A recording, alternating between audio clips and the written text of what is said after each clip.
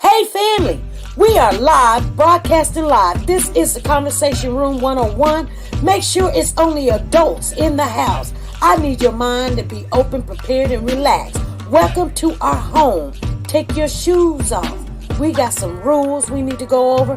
Be kind. No cursing in the chat. If you want to curse, call in. And no shouting out other channels. That's a no-no. We got one other rule. There is no judging our guests. It will not be permitted. Zero tolerance. And if so, you want to do that, guess what? We got security. And we will escort you out. Because over here, hashtag we don't care.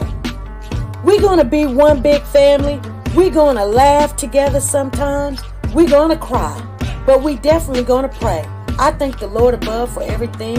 I lift him up and give him the glory. But you guys, right now, we're going to get our popcorn. And then we're going to see what's going on. And let me just park my car. And I'll be in there in a minute. I'll see you soon.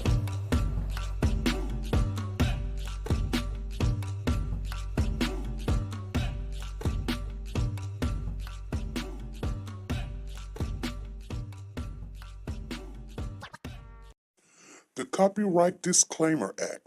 The Copyright Disclaimer Act under Section 107 of the Copyright Act 1976, allowance is made for fair use for purposes such as criticism, comments, news, reporting, teaching, scholarships, and research. Fair use is used permitted by copyright statutes that might otherwise be infringing. Nonprofit, educational, or personal use tips the balance in favor of fair use.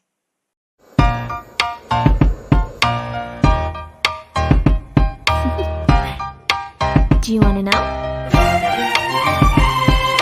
Well, I've been thinking about you, and I think you'll have to listen, because the sun is up, it's a beautiful day.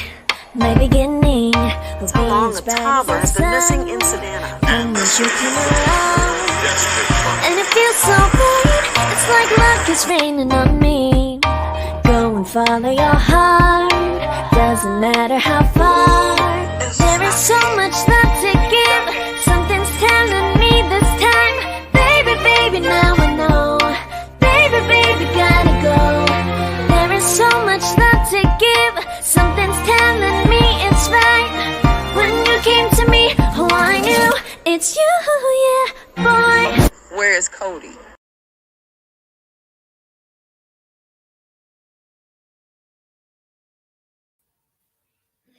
Hey family, how is everybody doing? Thank you guys for showing up.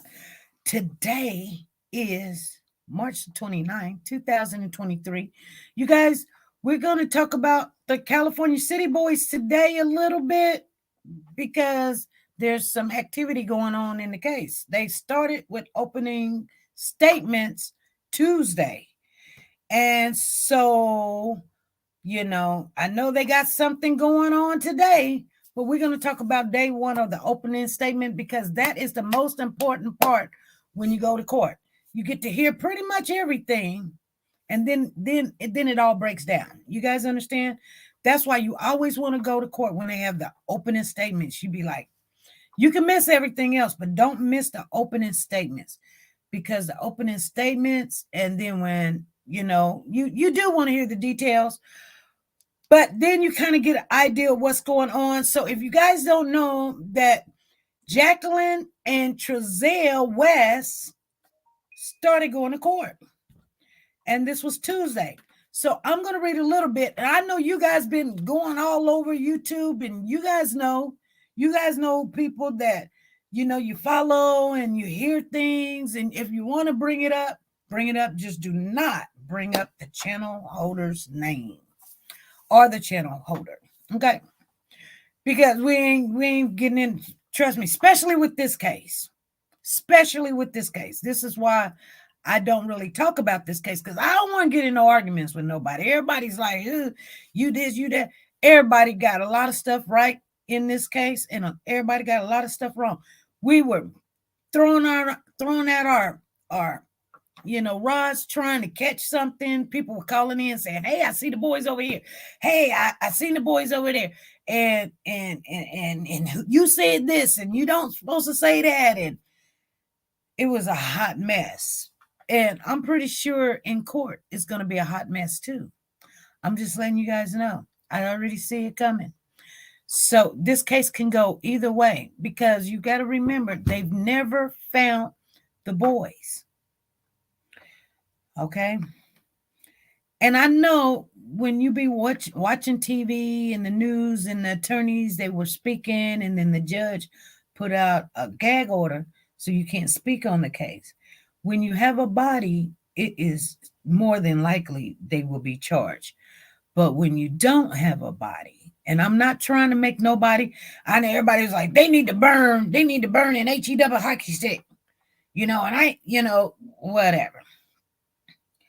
I know you seen the picture on the thumbnail. I don't know if that's one of the boys, but that's the picture that they showed in court. I want you guys to know, if it is one of the boys, it's terrible. It's sad, because that's not only abuse, that's neglect, that's malice. To be living in the United States and starve a child where he could stand up against a wall and you can't even see his body because it's just skeleton. There's no meat on this child in that picture. Now, like I said, I couldn't tell if it was Orrin or Orson. I just couldn't. But that's the picture that they showed in court. I took that picture from the court picture. I will not show the pictures of the other kids because they're children and they have not done anything but try to help this case. So we'll go over some of it, and I'm hoping that whoever has got any information on this case, please come up, please call in, share it with us. Just don't tell us, the other part, because I'll just shut down, because I literally I'm not going to argue with nobody. I just don't want to. You guys understand. If you don't understand, it's terrible. First of all, these two kids were called in. They're two babies, Orrin and Orson. They're brothers. Their mother lost them from CPS. Somehow, the femur of one of the child's femur bone got broke while she allegedly supposed to be at work, and the babysitter, which allegedly supposed to have been the father, watched the child, and somehow they decided to take her one child. Then if she had another child, well, she had other children, but evidently they may not knew, or somebody had them. But so she had another baby. She went home with the baby. Her name is Ryan. The mother's name is Ryan. And they showed up and took the other kid. Now, they handed these two kids. If you don't know the story, I need to share with you to make sure you remember what we're talking about here, because some people be like, oh, that's been 2 years ago, 3 years ago, because 2020. So they show up to the house with the police and takes her other child that she just had. And they make her jump through hoops to try to get her kids back. I don't know. She went to classes, quit smoking weed, go get a job. You got to have a car. And she wanted her kids. And she allegedly supposed to have done all of this stuff. The grandmother of Ryan, her mom or her dad's wife, whatever, maybe her biological mother or the dad's wife, I don't know which one, but they tried to get the kids, and to no despair, CPS would not give them the children. The family tried to get the kids, and CPS decided to let them be in foster care, where they can pay somebody to take care of her kids, even after allegedly she's supposed to have done all these things that they told her to do. So they went off to a babysitter, and she knew the babysitter, so she probably got some benefits of seeing the kids a little bit more often than she would have with anybody else.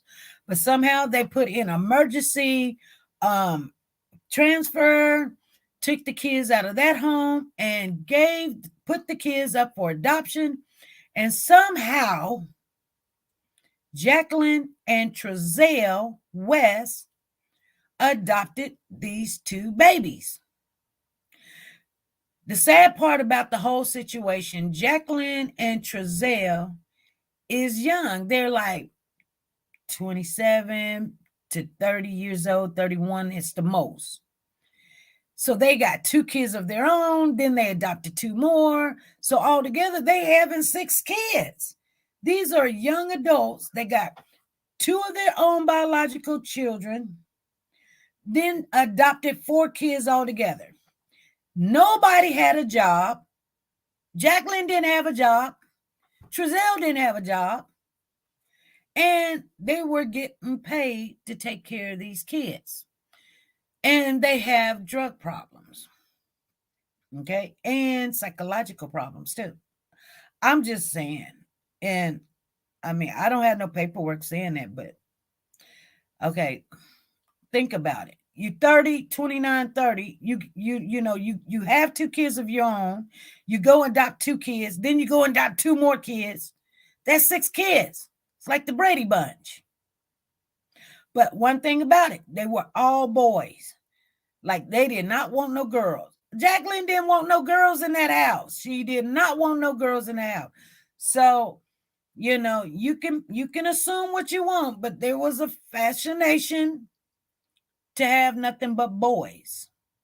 Anyway, I don't know if he wanted his own football team or he, I don't know, some kind of, they call them cockfights, make the kids fight each other or whatever.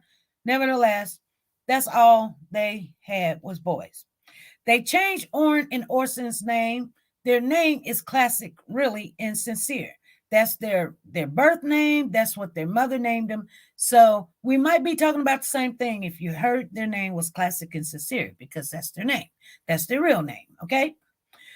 So anyway, on December the 21st, I think it was 2020, Trrail called in 911. He went to go get some firewood, as he say. He was going to go get some firewood, and he let the kids out. Now, they just moved into this house out in Bakersfield, a little bitty old country, little hick type of outskirt little town, no more than maybe 500 people. They moved out of the city of Cali City Bakersfield into Cali City. Excuse me.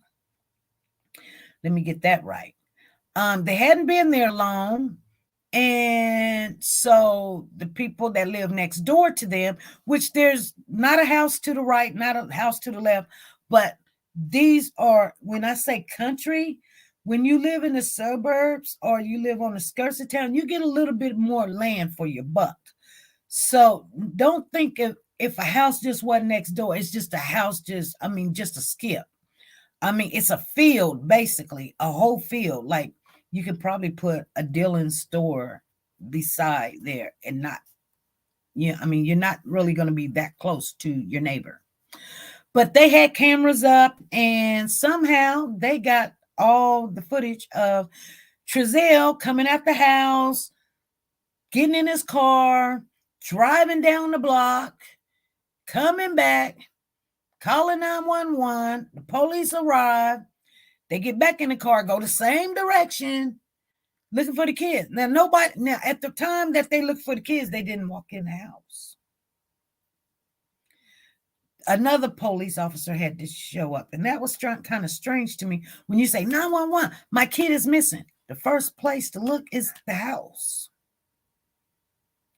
Now, I know maybe they say, well, somebody was on their way, but it's usually that way, you guys. Now, you guys remember the young kid that was, I think it was in Texas, that, the mom and the father was like, hey, my kid is missing. I was at work and such. And they went looking. Then it was like, let's go back to the house. And then they found the little boy in the wash machine. But anyway, they never found these 2 kids. 2 kids, brothers, coming up missing. You guys know the story. We're going to talk about it. Let me share with you. I just wanted to refresh in your mind what all happened. And then finally one day, Trrail said that they was rambunctious. And, Mama West was on there crying, talking about they harassing me and all this other stuff. Because, the family done went out there saying, where are the boys? Tell us where the boys are. Now, you know what? I'm going to share this with you. And I know you guys are thinking this too. But, at first I felt a little sorry for the mama. Mama West. Because I'm thinking, okay, what if something else did happen to the boys or whatever? And people are just really making her life really bad and everything. Get a little bit more information before.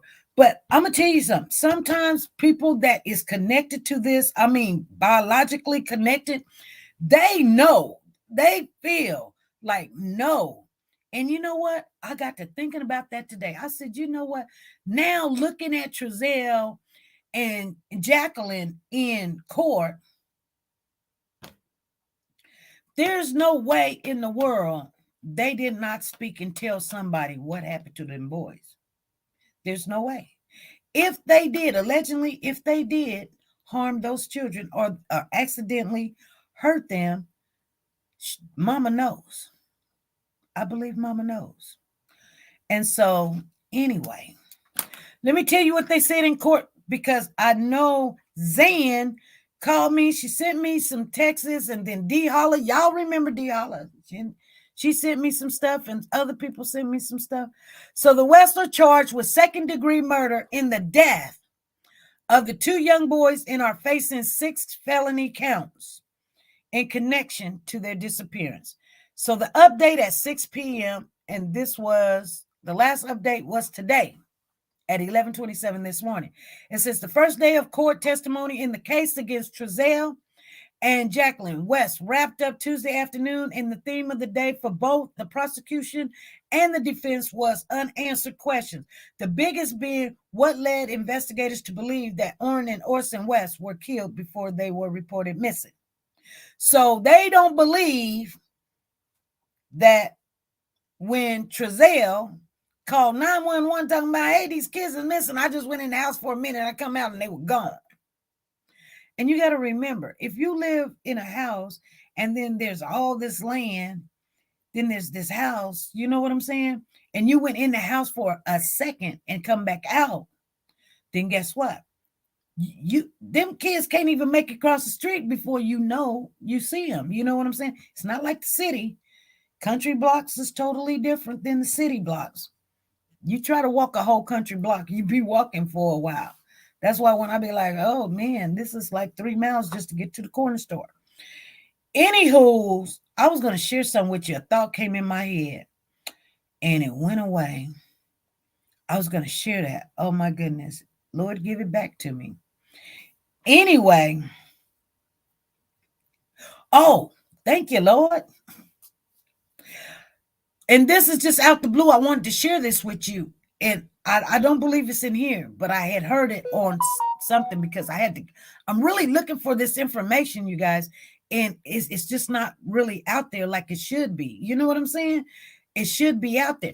Well, they wasn't supposed to have reporters in the courtroom, but I guess they're allowing the reporters in the courtroom, but you can't take pictures and all this other stuff. And you can't have no recordings and things of that nature. It's only, and there's supposed to be a place where you can go and get the information, but you got to leave out the kid's name. But they had the kids' names up there. They had the kids' pictures up there, but I already had the kids' pictures. I wouldn't have never done that, but they done that. But nevertheless,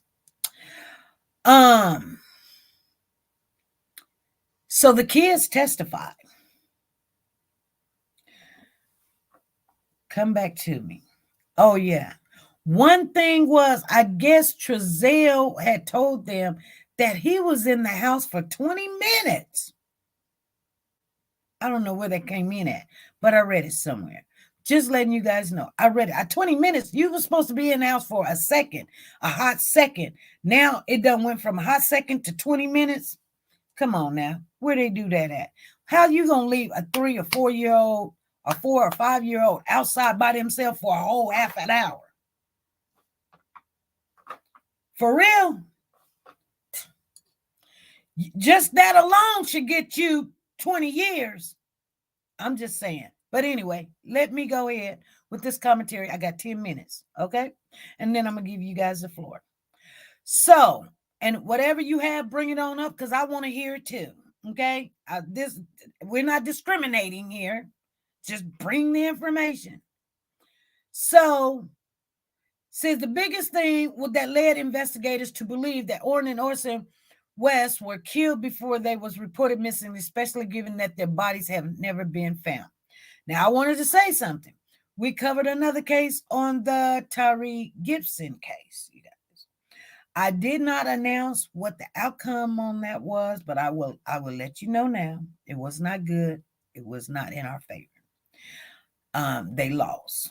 So the boys that allegedly took out Tyrese and they never found his body, they walked out the jail that day. So we were just, and I think we came on live and people was calling saying, hey, did you hear? Like, yeah, like, you know, like leave it alone because that's just not something at that particular time you want to share. That was like a stab in the back. You know what I'm saying? Like, I mean, give them something. I mean, you know what I'm saying? Even though that they had a person, Brianna telling something. And I felt for the mama, the whole family, the mama and the stepfather, the mama and the daddy, and them. But I mean, you could kind of almost see that coming, that's what was going to happen. I mean, I did. Anyway, it says prosecutors Eric Smith presented a timeline of statements made by the West's other children, claiming that this is what the other children say, that they haven't seen Orrin since leaving Bakersfield. Orrin is the oldest one, if I'm correct. I don't know if I'm correct or not. Somebody's going to have to let me know. But if I'm correct, Orrin is the oldest one. I mean, you know. So, and then it says, our Orson since just after the family moved to California City. Now, I heard, and it doesn't say here, but I'm pretty sure that Zan, you know, she does a lot of research. Brown Sugar do a lot of research. I mean, everybody do a lot of research, and I'm just giving out some names because I'm seeing them as I go. But Zan told me that when they're saying right after California, so Orson was still with them when they went to California City, but only for like 4 days. Okay. Just letting you guys know, it's not going to be in here, but it was somewhere, and she grabbed it for us. So now I can share it with you guys. Like I'm a walking recorder. Okay. So Smith also presented messages from Jacqueline West trying to keep the investigators from speaking to the other West children. Remember, they were making it where they had to have supervised visits and things. First, they was visiting them, and it was nothing like they can just do. But they were still recording that stuff and everything. But still, yet they decided no more because you know she wanted probably speaking Spanish or whatever. I don't know. Jacqueline said, please tell them, this is what she's telling them. Please tell them, talking about her children, we love them and miss them. And she also said the boys need to ask for a lawyer if they want to talk to them again. I don't want them twisting whatever they are saying. Okay. So the defense attorney, Timothy, says this is where the investigator takes a wrong turn. So that is, you know, the West attorney saying, look here, see, that's where everything got all mixed up when you started talking to her kids. But the bottom line is California City never thought that people would. This is what he's saying. The reason why you guys are looking at them is because you guys never thought that people would take 2 little black boys. And he said it just like that. I was like, you know, here's the thing. Almost looking like if Corey went to court and we never found Cody, it would end up like this, because they're claiming the same thing. The same thing as Corey and his family. You know, there's so many sex offenders over here. Did you guys knock on their doors? I mean, and this, that, and the other. So somebody must have made a claim saying that they seen these kids in Texas. And I guess the woman, and I don't know, because that woman that told me that she seen these children at the supermarket and she knew it was them. It's kind of something, I don't know. It's just something weird about it. And she swear up and down, oh no, I seen him, SP. I know. And you know what? I believed her when she was telling me that. And then, that was one reason I was like, she was just telling me, no, I seen him. I mean, I'm like, well, why don't you call, because I got this going on and I got that, and then she spoke English, but it was broken English. So it was kind of like weird. But, and then, we had a family member that thought she spotted him, and that's fine if someone think they see him, because we don't know if they still alive or not. I mean, we don't know. This is what I'm going to say, and I am going to be done talking. I still got 4 minutes. But here's the thing. When you go to court, the jurors have to, when they get ready to put their understanding of what went on, if they think that you're guilty or not guilty, they're going to tell them, and they're going to instruct them to only choose what is required if you have, without a reasonable doubt. This is why everybody get off.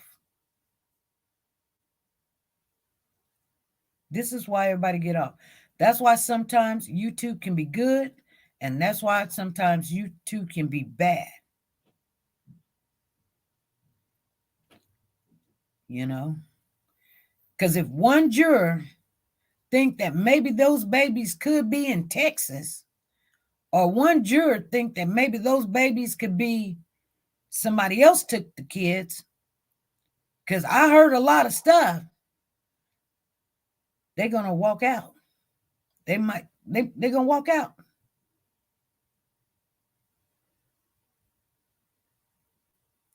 You guys understand what I'm saying? And I know you guys don't like what I just said, but trust and believe that without a doubt, nobody wants to go to bed thinking that I'm sending somebody to jail for a lifetime, and I got doubts on my mind that this kid could be somewhere over here or over there. But when they went to court, I still got 2 more minutes. When they went to court, they were saying that they did not go and talk to these neighbors. They didn't turn on the cams. They didn't write down the reports. They didn't do a lot of stuff. And maybe the reason why they didn't do a lot of stuff because they already knew. You know what I'm saying? And people get mad because, like, how you gonna, proclaim that you're looking for a kid when I'm trying to tell you, the kid missing, but you proclaiming that, you just doing what I just, doing, like, you're just going through the steps. You're not really looking for the kids, So anyway, the jurors told that from the start, California City Police did not believe the West and ignored other possibility leads, including a possible sighting of the boys in Texas. The Henson claims was never investigated. So some woman said she seen these little boys and she was like, "What is your name?" Same thing that the young lady said to me that when she was at the store. She was like, "What's their name?" And she said, one of them said Classic, and she said she can remember the name because her son got a friend named Classic. But it was kind of weird. I know I'm going to get a call saying, "Hey, why you throw me out there?" You know what I'm saying? Because she comes in here, and she might be in here now. But I ain't throwing you out there. I'm just saying, like,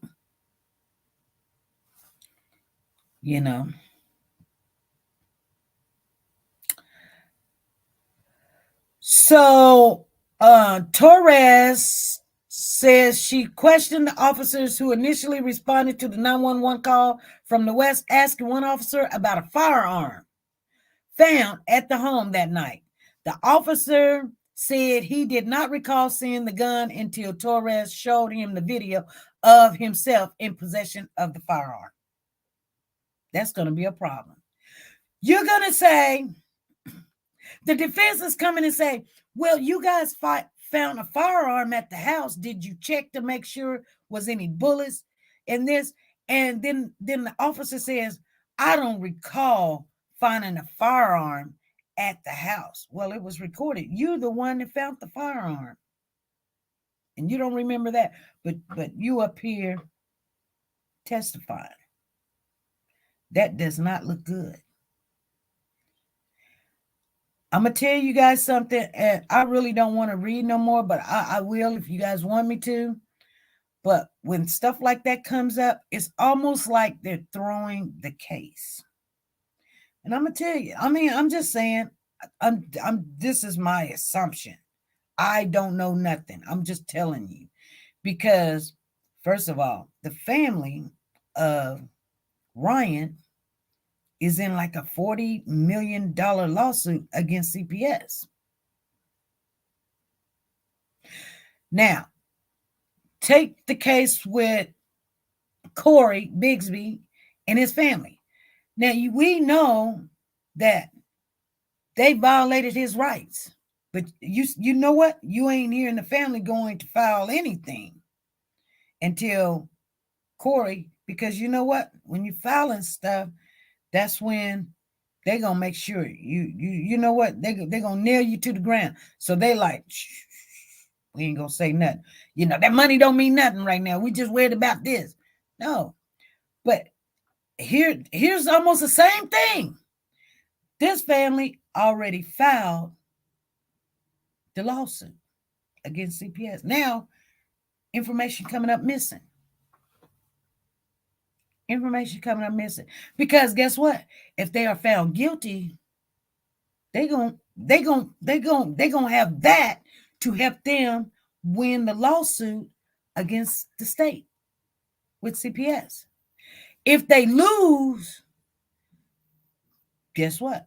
They're gonna have that against them. And they may not get no money.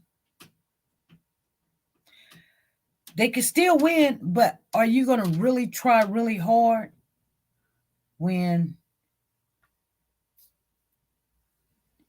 you guys understand what I'm saying? You guys, if you guys not understanding what I'm saying, that's fine. I'll finish this. So the officer said that he didn't see the gun until he seen the video. They questioned another officer, Henson. He asked about an interview conducted with Jacqueline West, claiming the officer had lied to her about the extent of the investigation. The officer agreed that West had been misinformed, saying it was a rule to see how she would react. You know, it's like, it's this thing that they do. They be like they did on Dorit. They was like, oh yeah, Patrick Starworth is out, and then let her look at the news, because he said you did it, so they let him go. So she's like, oh, I want him in here now, because he had the baby doing this and had the baby doing, and I walked in and I was blacking out and blacking in, blacking out, blacking in, and they wouldn't have got convicted. And they probably, like, people would be like, no, she didn't tell him where the baby was. She gave them an inkling. Okay? Some people saying that they'll get money either way. Well, you got to know more of what the doctor said the findings was on the child when they took the child from them, which I don't put out more information than I have to. So anyway, so so the officer agreed that West had been misinformed. So the West 4 other children are scheduled to testify as part of this trial, which was this morning, and I got no information on that.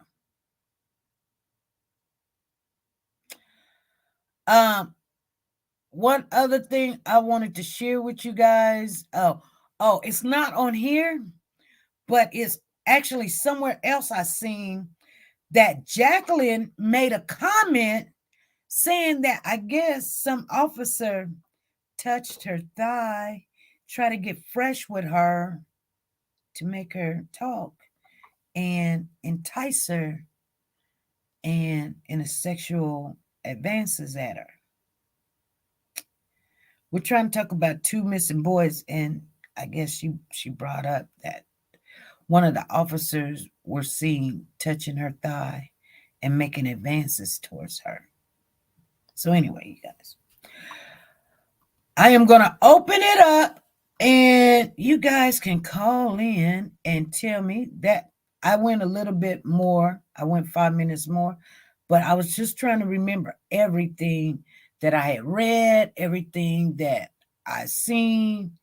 And if you learned more, and some, we can have difference, just like, Lisa in here, she say, they gonna get the money no matter what.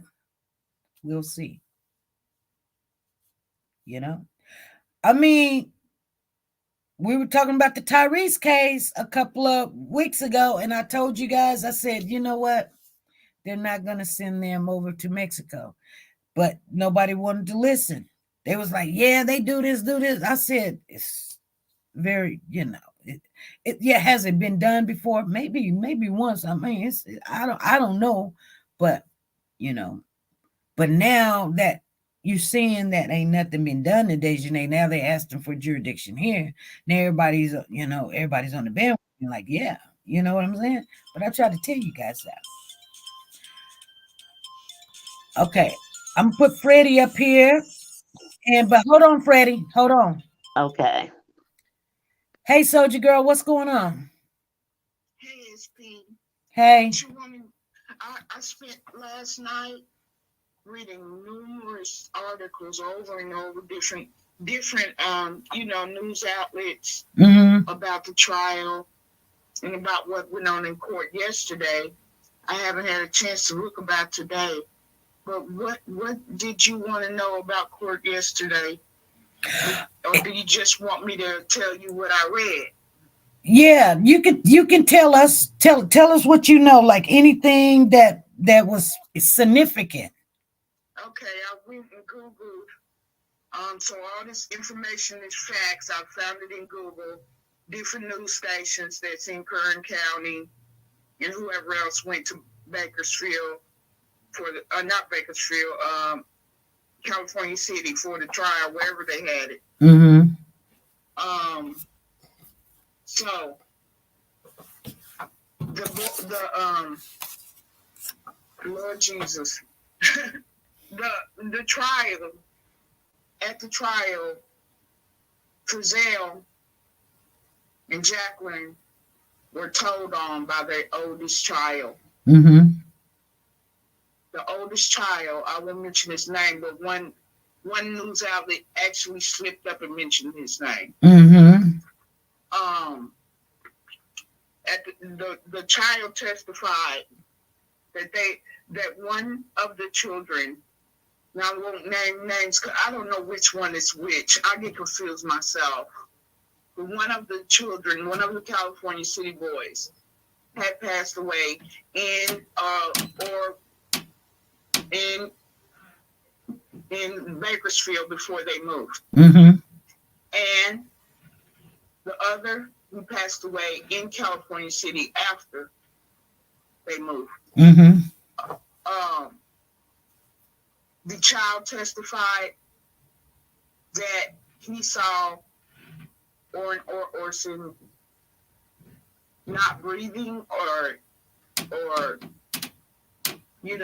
just unconscious or unresponsive. Right. And then he testified that he didn't see him again. And then when they got to California City, the child testified that he heard a loud thud. And then he didn't see that child again, which is really heartbreaking, hard for me to say, hard for me to hear. I almost want to throw up. Let me take a deep breath. Then, after the child testified, then they also brought forth evidence, as you said, about Jacqueline saying that one of the officers tried to hit on her. They showed a pic of officer with his hand on Jacqueline's thigh in court. Yeah. And they went on to hold on a minute. I'm gonna make sure I get it right. Okay. They have evidence as a surveillance footage to show no one could have actually taken the child. Oh, really? Children. Yes. Okay. This article, you want me to read it word so is they showing other cameras and stuff, like nobody coming in the area? Was they showing stuff like that, or another house had that area surveillance where you could see nobody coming up or nobody leaving? They're saying the only evidence of video surveillance was Mike, that neighbor Mike. But the lawyers arguing that, or Smith, whoever that is, isn't that their lawyer? I think Smith is, the and prosecutor Eric Smith. Okay. He's a prosecutor? Yeah. Okay. It says that Smith says surveillance footage shows no one could have taken the boys from the West California City home on the night the couple reported them missing, December 21st, 2020. Instead, the evidence will show Orrin 4 and Orson 3. So Orrin is the oldest. Okay. Yeah. Died sometime in September 2020, he said. Wow, 3 months before they reported a missing, actually. Right. That's what that is.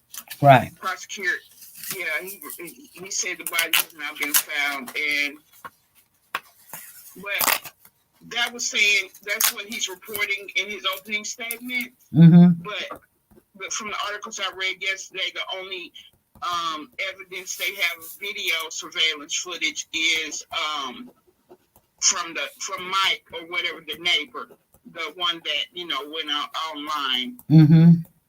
Yeah. Okay. And then the officer, when you was talking about the officers, the Torres, he didn't even record interviews with the neighbors, as I read yesterday. Also, when he interviewed neighbors, he didn't document it. He didn't videotape conversations. He didn't do none of that. Right. So they have no proof to show that they questioned the neighbors at all. Or when they questioned the neighbors. Exactly. And that's something that the defense came up with. Like, if the child came up missing December the 21st, you guys did not question these neighbors until January. Exactly. Which is pitiful. It's just pitiful. Yeah. Okay. I don't know how. It's a lot of holes, and to me, in my opinion, this is just my opinion. Okay. There's going to be a lot of holes in the case, but I still think they will get justice. I still think that the prosecutor's evidence, in my opinion, is stronger. Okay. Because the witness statements of the children. Yes. And to me, it will outweigh the holes in the case, and that the defense will not win, in my opinion. They just have a lot of circumstantial evidence. Right. But they do have, the prosecutors do have some solid evidence, like the video. The FBI took that and tore that apart and screenshotted it and everything to show that there was only like Orrin and Orson didn't leave their house that day. Right. Yeah. And I think one of the kids said that Orrin, the oldest one, was a gray color, like a dull color. Right. He was vomiting out of his nose and he became a dull color. Yeah, that's right. That is true. And also they had pictures. I saw the only pictures that Trrail and Jacqueline put up, or they were shown in court, and they were the only ones given to the prosecutors when they asked for pictures. And they look really skinny in those pictures, and they hadn't taken pictures since the day of adoption. They had only 2 pictures after that. Oh wow. Okay. Yeah. And also I was gonna say, those pictures are evidence as well. They probably didn't look like they did when they got there, you know. Right. Yeah, they probably weren't getting fed a lot. Right. But also, yeah. Okay. Yeah. And I still believe, this is my opinion, that those 2 little things that the grandmother had Trrail dig in the backyard of were their graves, in my opinion. Like it was 2 flower pots or something. You know what I'm saying? I don't know how to say it. Yeah. It looked like 2 little graves to me. Right. And it was new, and it happened in and it was new, and it was like what they call like you set up a memorial. An area, huh? Like a memorial place, like. Yeah, that's what it looked like, and it was just 2 of them, and they were small, and they had flowers on top of them. Oh, okay. Okay. And when when other people went to California to when this first started, and they had went to the neighbor's house of the grandmother, they had videoed the whole, so it's online. That video of the whole backyard of Trrail's mother's house. Yeah. Yeah. Yeah. And so some strange things, and then you got the burning of the seats that was in the van, and I'm hoping that the cadaver dogs, or if they had some dogs there, that they can smell that, but it still would be,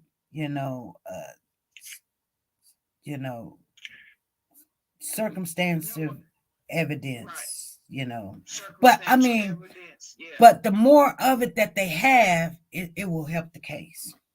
Exactly. But exactly right, SP.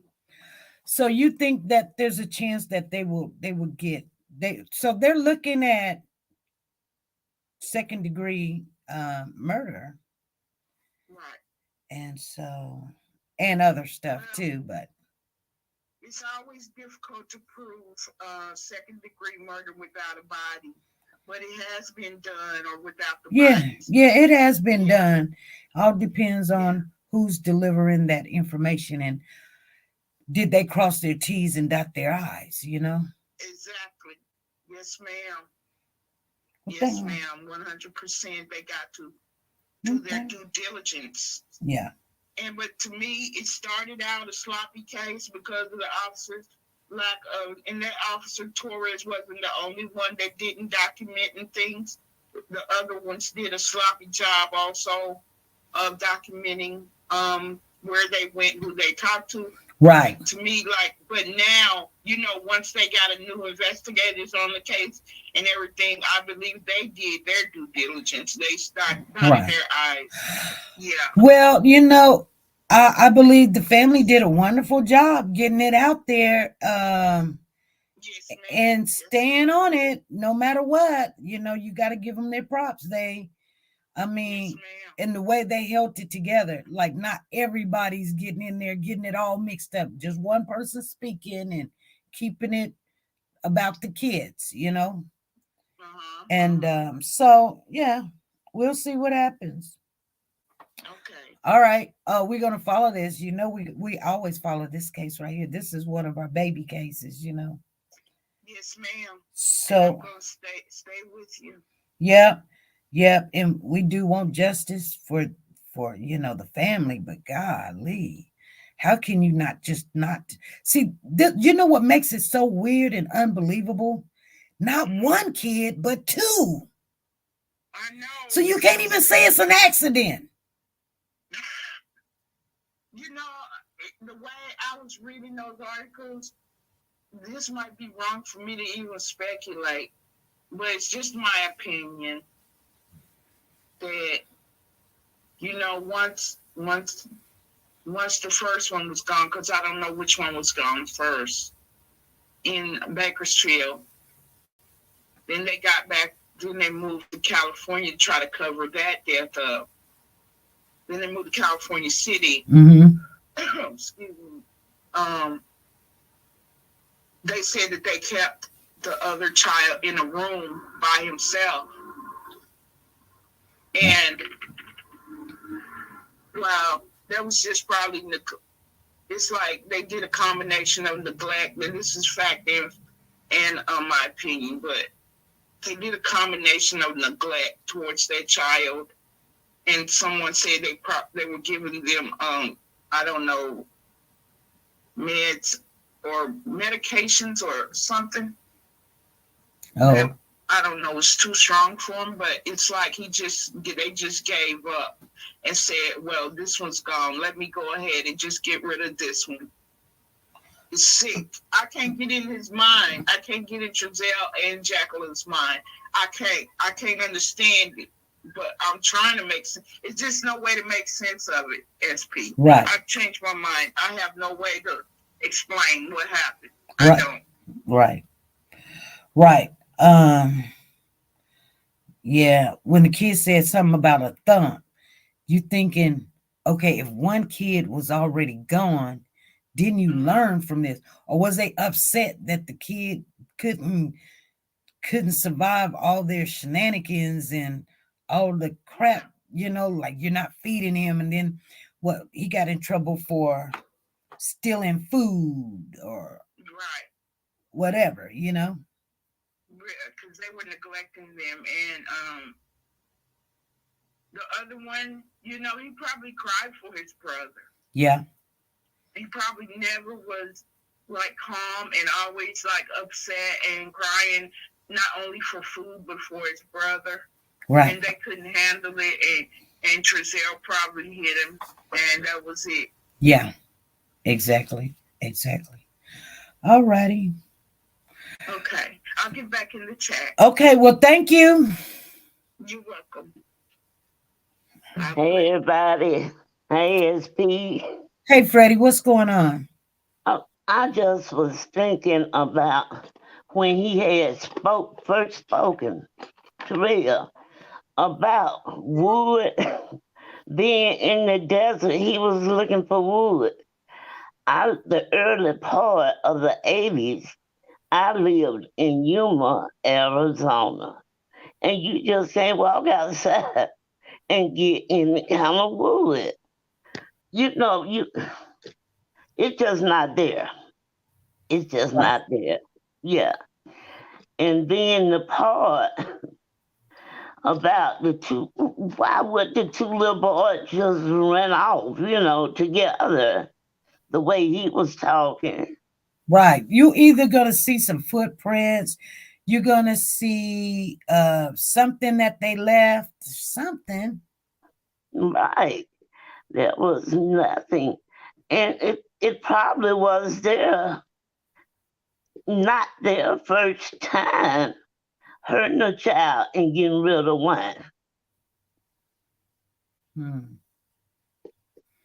Wow.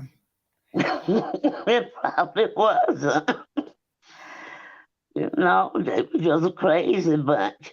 But you went all out to make sure that you, Warriors for Children, had put up the billboard to help find these boys. Mm-hmm. And that was great and wonderful. And I'm not going to say too much of anything because I know you got to be at work in a little bit. Oh, I do. Thank you. Okay. I got your Right. names. I got Soldier Girl's name on here. She's got 1 ticket. I want to give her more tickets because she just explained a lot of stuff to us. You know, Yeah. I think I will. I'm gonna Okay. make an exception. I'm gonna give her 2 more tickets because I just Okay. love for somebody to come in here and just share. God. Yeah. All Of right. course. All right. Bye-bye. Bye-bye. Hey, Black Sugar, what's going on? Oh, nothing. How you been? I hope you're having a lovely day. Doing pretty good today. Good, good. I'm How's not gonna hold you at all. I'm not really making a comment. I just have one question. Mhm. She didn't mention anything about the biological mother being at the trial? Was she there? You know what? I don't know. Mhm. And no news reporter said anything about that. Actually, Zen told me, we were talking about this last night, that no one's seen Ryan. Oh, wow. I forgot her name. Yeah. But you know, sometimes people can't deal with it. You know, like Yeah. I with all the stuff that she has dealt with from the beginning and then all the way up to wait to have to do a trial, it might be like rehashing it all over. yeah, and you gotta remember there Yeah. was a couple of channels that really put her down. Right. Right. And everybody makes Mistakes, and if her kids got taken away from her for whatever reason, whatever it was, what it was, but that does not give the state the right to hand them not to right, somebody that's gonna even treat them worse. right, to give them just plus. And they, to me, they did no investigation after they signed those paperwork, after they signed that paperwork. And then give the family a chance to get them kids because somebody Right. could have got them kids. Because here's the thing, them kids come with a paycheck. I'm just being honest with you. They come with a Yeah. paycheck. And who wouldn't just take somebody of their own family? And Well, a lot of times, SP, they don't offer money to the family. you're right. They When don't. They just say your I family, you take care of them. We there's no obligation to it. you're right. In the state of Kansas, even when you adopt, I didn't get a check with my niece. I didn't but they were paying the foster parent. Right. And sometimes they'll do it based on your income. So like if, well, I know here in Ohio, they'll do it like if the kids are in foster care, they'll offer it to the biological family or family members based on their income and Yeah. not on the capability of being able to take care of the kids. But you know, it's totally different for adopted kids, for adopted parents. This stipulation should be the same across the board, but not. That's all I was wondering. I was just wondering, man, I don't know if I could be her and sit in that courtroom and listen to that. Right. Listen to the lies. Let's look at the people. Right. And even not only the lies, but how badly they botched the whole the investigation. Right. That would burn me up almost the most. And plus, I would sue the hell out of them. I ain't gonna lie. Yeah. They sue everybody for everything else. I'm gonna sue them because they didn't take care of my kids. Right. Right. They took my kids and they didn't take care of my kids. Right. They owe me. They owe me an apology, and I ain't heard that one yet. They owe me financial benefits for my kids because they took their lives. I would almost blame him too. I'm blaming the state too. Not only the family, the jail them, but also the state because they neglected them too. Yeah. Yeah. That system, any system, it doesn't matter what state you live in. It's not designed for children. It's just not. Oh no, I can tell you Predators. I just heard where the state took this girl that was supposed to be in a program because she had been sexually trafficked out in her life. You know, she's 16. Guess who they gave the child to? A pimp. You lying? No, they gave the child to. They gave was it his baby? No. But how the heck they give it to a pimp? I'm gonna share that with you, and when she get off this phone, I'm gonna read a little bit of it. Y'all Okay, look it up. let me get. I got to hear this one. They gave this 16-year-old that is traumatized because she's been prostituted out, and they gave it to a foster parent. He's 26 years old, 29, and he's a pimp. Does he have other kids? Mm-hmm. Does he have other kids? Yes. So he's a. But was he her pimp? I think he pimped her out because they got him some kind of way. But, huh? What you say, Zan? Foster pimp. You know what I'm talking about, don't you? A foster pimp. Oh my God! What state was this in? I think it was Chicago. Lord have mercy. Yeah, I think it was Chicago. A foster pimp. And he's got a long record too. Like, how do you even get? How do you become a foster parent with a record? And he just got out of prison. How do you become a foster parent with a record? Just like Trezell. Yeah, they act like people. They'll go and just like when you buying a house or renting a house, they'll pay for that application fee. They just keep the money. They don't go and do the application thing, background check. They just keep it and be like, I've had jobs be like, oh yeah, we need you to go pee in this cup. And then I'll be like, okay, I ain't gonna get that job, right? Because I'm like, I already know I ain't gonna get that job. They call me talking about, well, you passed. I'm like, really? This was back in the day. And I was like, I don't want to work for them because you know what I'm saying? I know what I done did, but I don't know what y'all doing.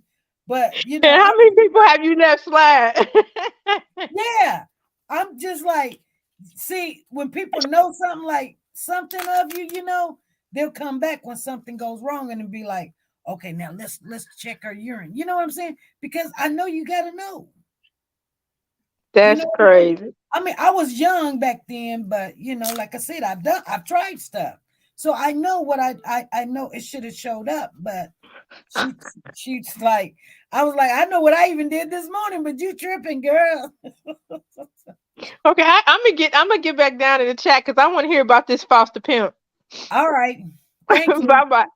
I got your name in there. Oh, you can. I ain't worried about that. Do whatever you want to with that. Give it to the girl who gave us all the information. Do that. Okay, I will. All right. Bye-bye. Bye-bye.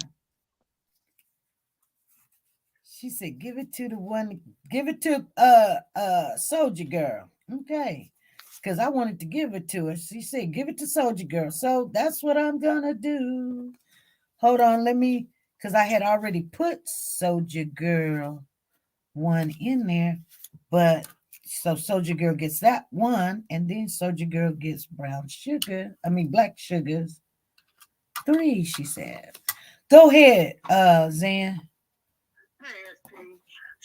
So Soldier Girl pretty much broke everything down. That they talked about on yesterday.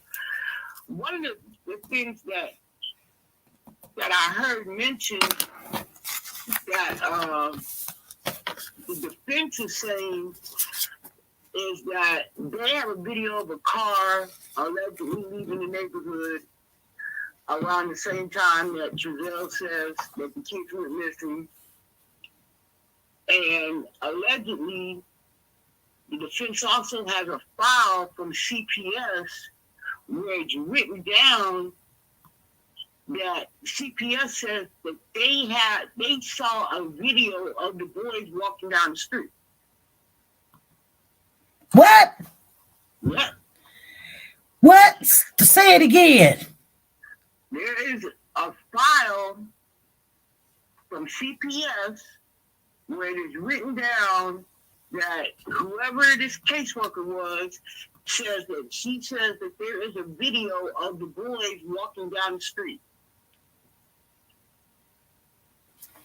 Who's saying that there's a video of the boys walking down the street? Some CPS worker. Really? Yeah. But I don't believe it because the kids told on me. Here's the thing. They throw that out there and it's going to put in the benefit of the doubt. Lisa is asking, did they play the video? No. Okay. I haven't played any videos. So they throwing that benefit of doubt in the juror's mind. Yeah, that's just the defense saying that. You can say anything. But hey, once that bell is rung, it's hard to take it back. Somebody's going to be like, you know. Well, you ain't heard these kids testify yet. And I feel like that's going to be the clincher. Right. When these babies testify. And both of their biological children are testifying. Yeah. Okay. And to the extent, the oldest one not only said that he saw them. What did he say? Soldier Girl said the CPS worker said that. Yeah, the CPS worker did say that. Wow.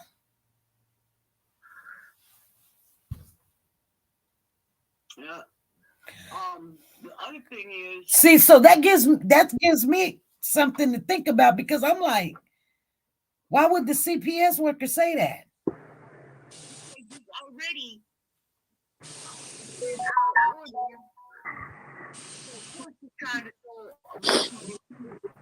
already the lawsuit that they have against them, that $40 million lawsuit, it very clearly lines up the rules, the steps that they were supposed to go through before they put the kids up for adoption. Yeah. And those steps were not followed.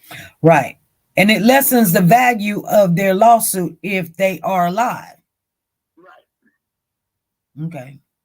But the fact that you didn't attempt any reunification, that you denied blood relatives, all the things that it says is supposed to be done prior to a child being put up for adoption, you skipped all of that.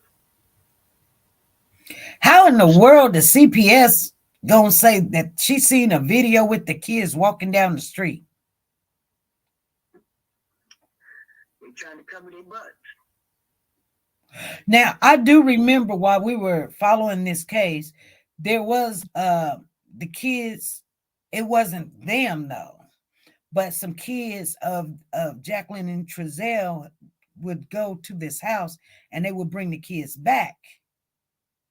Is they talking about those kids? Because that wasn't Orrin and Orson. I'm not sure who they were talking about. I can just tell you what the defense attorney said. And the woman's house that they would go over to play with her kid, she had her own channel, and she said that she had took him home one or two times, but she didn't say it was Orrin and Orson. It was those other kids. Right. Okay.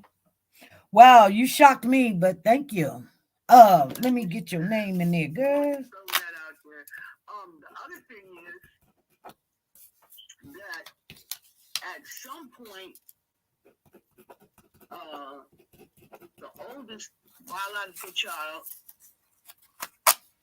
when he said that he'd seen, I think it was Orrin, pale, and thrown up. And he said that somebody asked him, one of them asked him, should they call the authorities?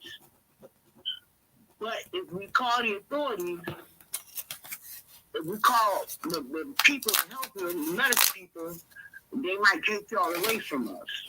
Right. Why would you even put that type of burden on a child? In a kid's mind. Exactly. Right. Exactly. Wow. So it's just a lot. It's a lot going on. They just got back from lunch now, so they're about to start streaming again. Right. I got one question for you real quick. Lisa says, did CPS workers follow the process for checking welfare of the boys? Evidently not. There is no process after you adopt, really, you guys. I want you guys to know that. They've never came to my house once I adopt. I mean, there is a process on paper for yeah, state of California, but it was not followed prior to, from the time that the boys were taken. The process was not followed. They didn't have a good reason to go in there and take the second child, other than the fact that the oldest boy had gotten hurt, but it was an accident and the mother wasn't there, but you still took him from the mother, although the mother wasn't home when the accident occurred. right. The mother was at work. It was proven that she wasn't there, but she still lost custody. Right. Then you came and took the second child on the pretense that you try to keep siblings together. What does that mean? You left the other kids there. You didn't take them. Right. Then you put the kids in one foster care. The mother was following all the reunification plans that were laid out to her, and the blood grandparent went to classes so that she could get the boys. She was denied, and they immediately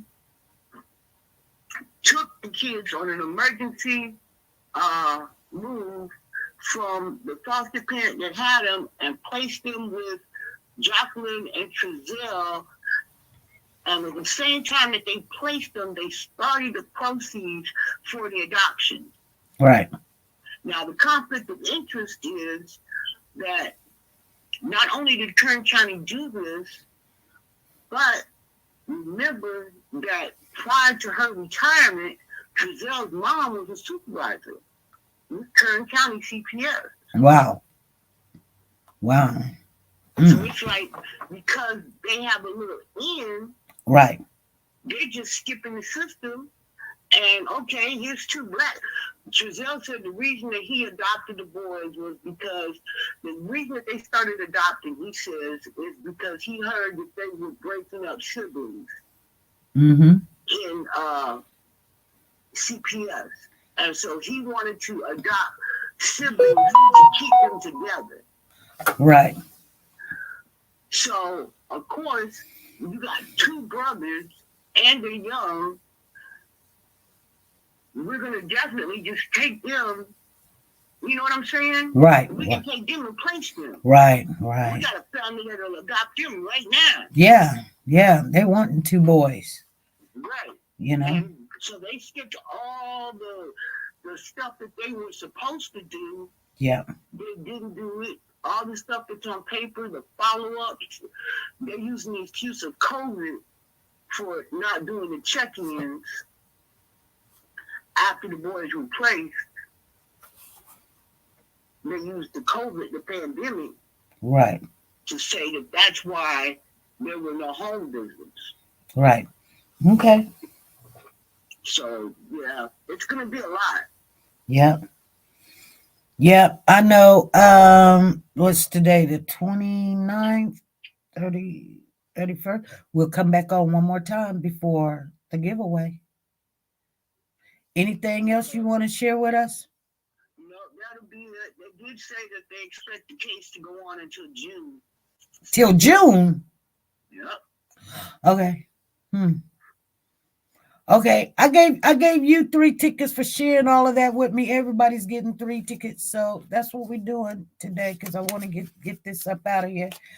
All right. I appreciate that. All right. All right.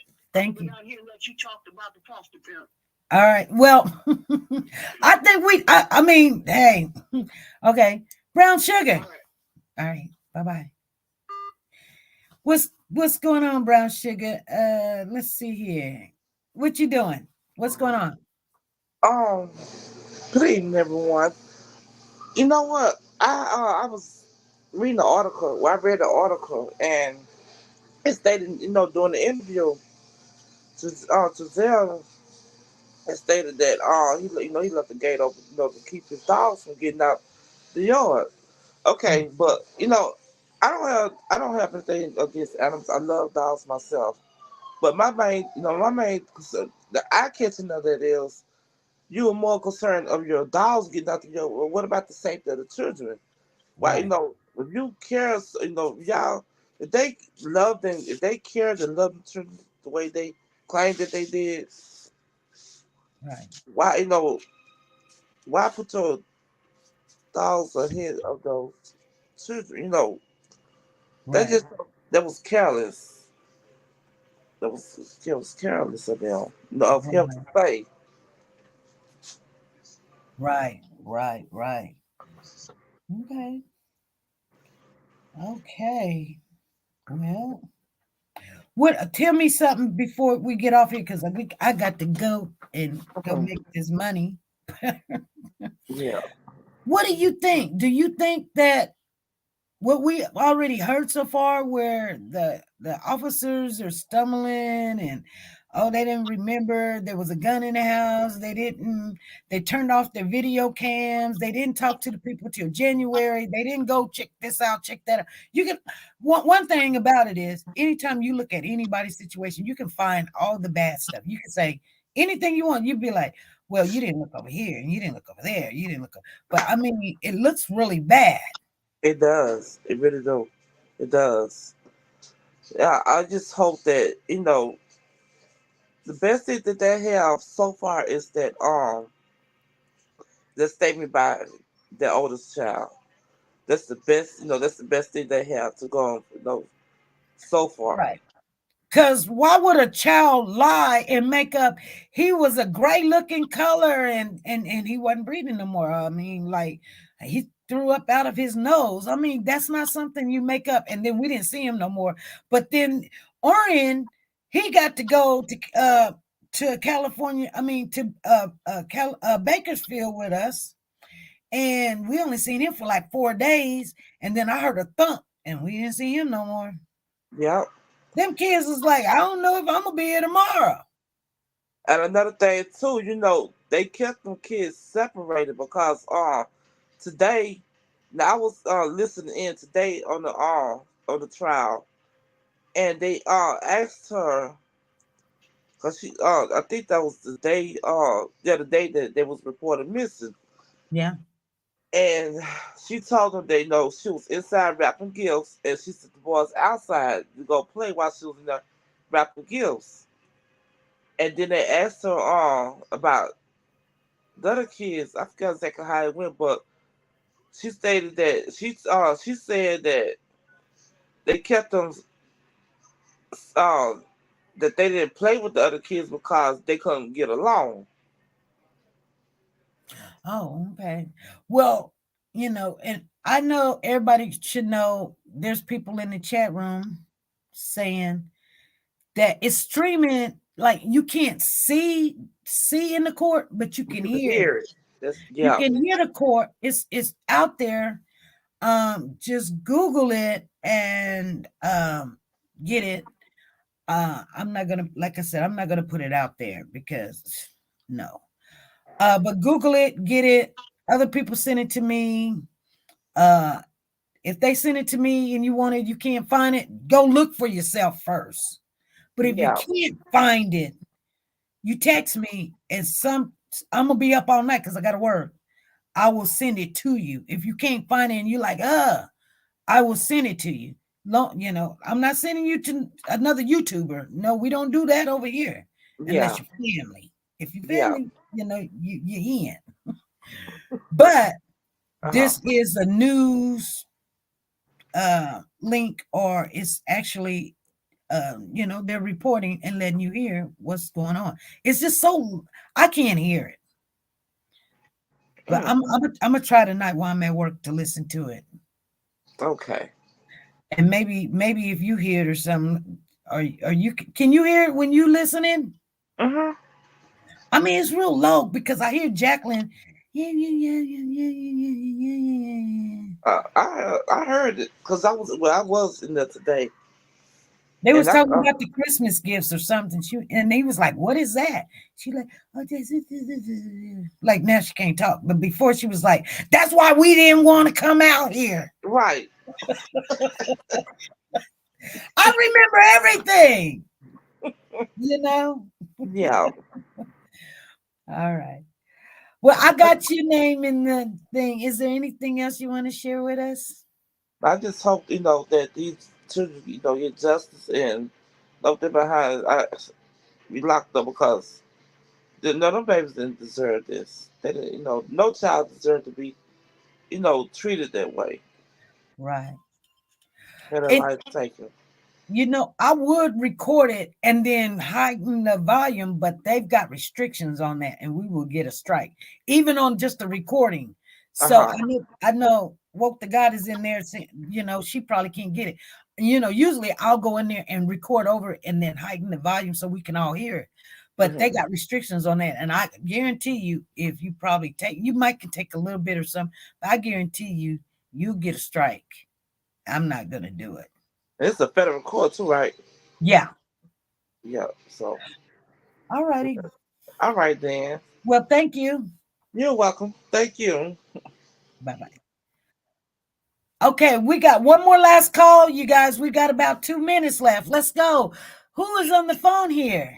Hey, Miss SP, it's Miss Val. Hey, Miss Val. Stop with that foster pimp. I heard you say that and almost strangled off my hot apple pie in high school. I said, oh, no, they didn't. Pimp, I can't believe that. I said, yes. She get a pay. She should turn around and see they behind. Yes. I said, that's crazy. That's the first I heard of that. I said, no, she didn't. I had to rewind it. I said, yes, we just say they gave her to a pimp. And then the other young lady said, foster pimp. I was like, oh, my God. I was coughing. I said, oh, what are they doing? What picture did they show in court on the West Boys? The picture that on the thumbnail. Okay. No, we have to look at that because I didn't see it. Yeah. It's not broadcasting down here. I know. Through these other channels to see if I see it. Okay, I'm gonna get back down the chat. I said, no, they did not. I'm gonna have to start muting you guys. Yes, they did. Yes, they did. Yes, they did. And it just happened. It just happened like in the last week. They've been investigating and they got caught. Sent this girl to a freaking pimp. Boy, people find out about that, they'd probably be protesting at the DPS office because that's not right. Right. You take her loving family, I don't know what they done, but then you take over here where anything goes. Right. Exactly. Wow. Exactly. Oh boy, I'm gonna get back to the chat. I'm getting ready to get out, but I'll holler at you later. All righty, thank you. Bye. Bye. I gotta put Miss Val in here. She called on. I see you, Miss Pretty K. I see you in the building. Elaine, I see you. Support with Steph. I see you in the building. Curl Small. I see you, Miss Philly G. You're in there. Connie Branch. I see you in the building. CV Bates. Candy. Chrissy is in there. I see you guys. Marsha. I see Elaine. Hey, what's going on, Elaine? Bruno, what's going on? Miss you, girl. All right, you guys. I was gonna try to find that article for you real quick, but I don't think I can find it. Hey, Pretty K. I love you, Pretty K. Brown sugar. Yes, what's going on? This now, look, I was calling back to ask you, do you want me to share the link in the chat? Yes, you can share the link. Yes. They're back in court now. All right, share the link. Share the link in the chat before I get off of you because I gotta go now. Okay. All right. Thank you. You're welcome. All right. Bye. Bye. She's gonna share the link. Thank you, Pretty D, Purple D. Thank you, Pretty K. You guys are the best. She's gonna share the link in the chat if you want to hear. They're in court right now.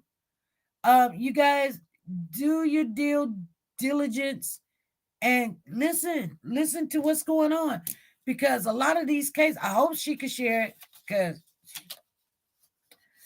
a lot of these cases, says Google Eric Johnson. There you go, girl. Eric Johnson, huh? Got you.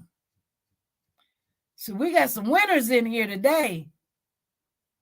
We got some winners here. I don't know. I did Google Eric Johnson. Oh, he's the pimp. Eric Johnson's is the pimp.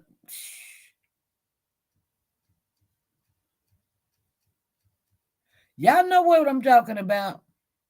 I don't know. Oh, he's an ex-NFL player. Get out of here.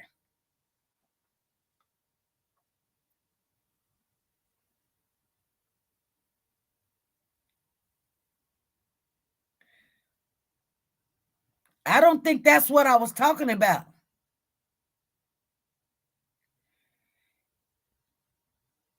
So the NFL player arrested for,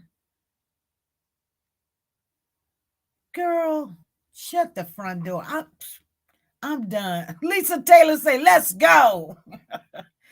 Congratulations on the level up. Thank you, Purple D. Hearts and hands. Thank you, Pretty K. Lisa T. Oh my God. Eric Johnson played for the Falcons and the Cardinals. He was arrested. He's accused of human trafficking. That's not the one I was talking about. That I know. That's not the one I was talking about. I didn't know he was, though. Oh my God. That's another one. I didn't know the ex-NFL player was trafficking women. You see what I'm saying? People tripping. They straight tripping. That's why you know what? It just ain't worth it, you guys. She said, come back on Petition on your free time. Oh, I will. I got to get to work though. I got things I got to do today. Hey, this is SP. What's going on? Google Illinois DCFS. His name is Eric Johnson. Google Illinois DCFS. DCFS. Department of Children and Family Services. Okay. That's DCFS. Why you just didn't send me the link? Okay, I'll text it to you. I don't know how to do no link in the chat. Okay, just text me the link. Okay, bye. Bye. Okay, I want to see this real quick. I do got to get off of here. God, I'm getting stressed out. I got a little bump coming on. I need some flex. I don't know. Y'all didn't hear that. But anyway, Lisa Taylor says mini Rangers and Poco Rangers Invaders. Thank you. Thank you. Thank you. Thank you. Thank you. With 7,000 fan noise. She says she's going to, okay, she texted to me. Okay. Uh-oh, I got it now. You moving too slow. You moving too slow. See, we got people in the chat that Brown Sugar said, I'll send it to you. Real quick. Yeah, the girl was from Chicago, you guys. Yeah, that's the second time we heard about this girl. It's DCF plays troubled teen girl with 24-year-old pimp as foster parent. Yeah, a 16-year-old girl was already a sex trafficking victim, and we have learned that Illinois Department of Children and Family Services placed her with a 3-time convicted felon who is accused of forcing her into prostitution. Okay, CBS2 investigator Dave has been exposing state child welfare system failures for years. In this case, it is almost unreal what happened to a foster child. But indeed, DCFs placed a child sexually assaulted victim into the care of a man who they just took it away from him. Who? Come on. Oh, Lord. See, this is why I hate this stuff.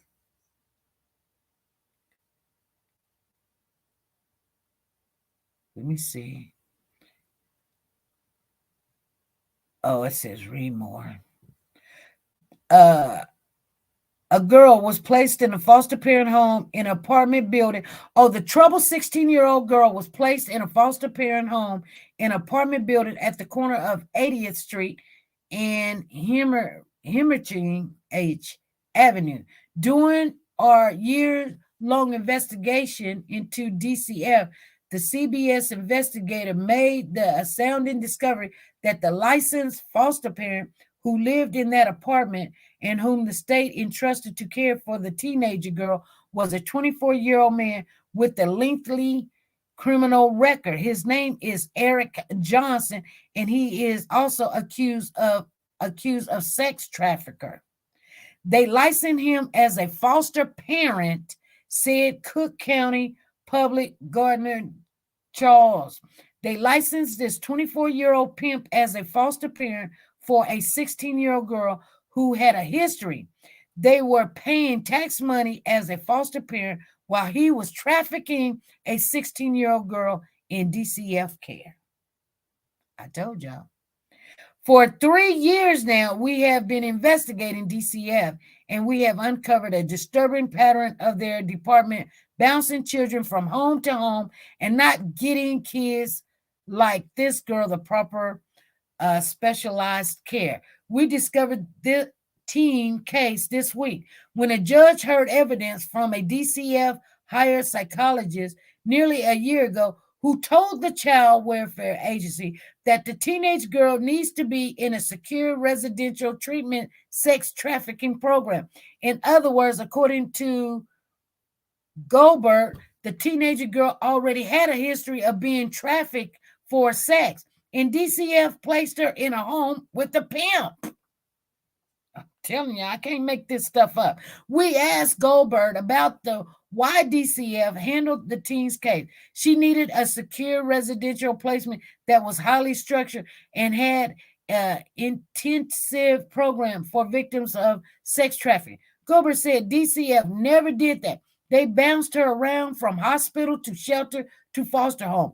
A court order was obtained, says, while the teenage girl has waited to get the care and placement she needs. The teen has been trafficked, sexually assaulted, shot. This girl has been shot, and the bullet is still, since she's been in DCF,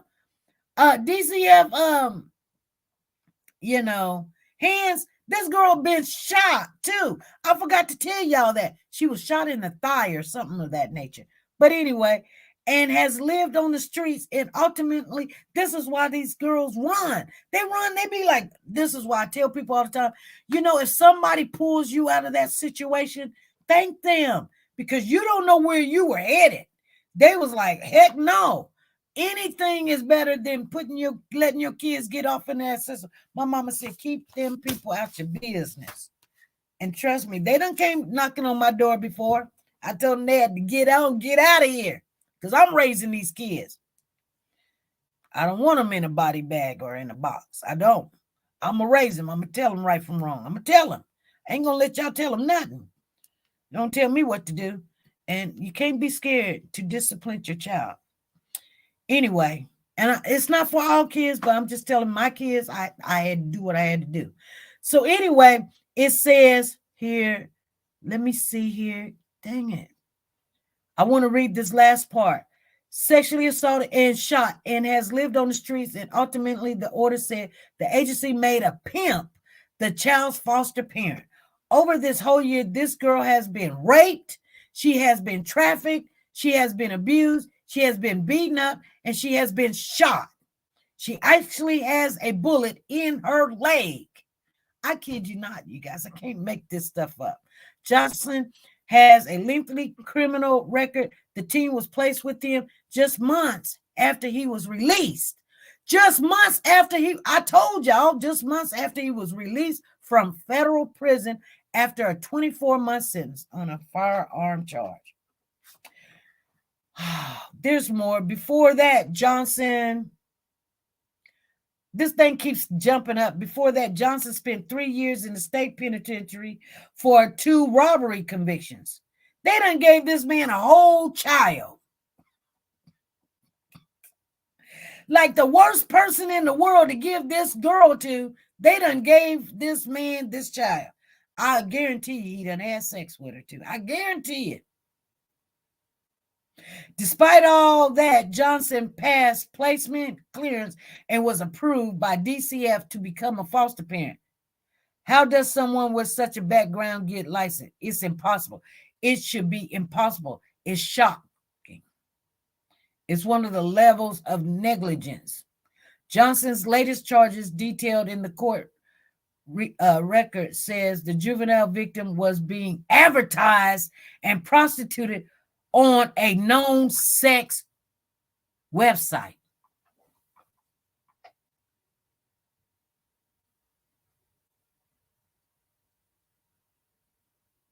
I don't even want to read no more.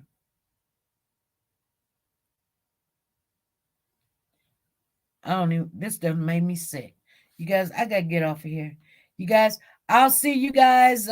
Today's Wednesday. I'll see you Friday at 3 p.m. Central Time. We're gonna still be following this case. We're still following Shenquella case, and we're still following Tyrese Nichols case. You guys be good, be great, be nice to each other. Bye. Hold your power. Decided to go into pre-law, then journalism. And with no academic focus, my grades took off in their own direction. You will fail at some point in your life. Accept it. You will lose. I found that nothing in life is worthwhile unless you take risks. You will embarrass yourself. You will suck at something. There is no passion to be found playing small and settling for a life that's less than the one you're capable of living. I didn't quit. I prayed.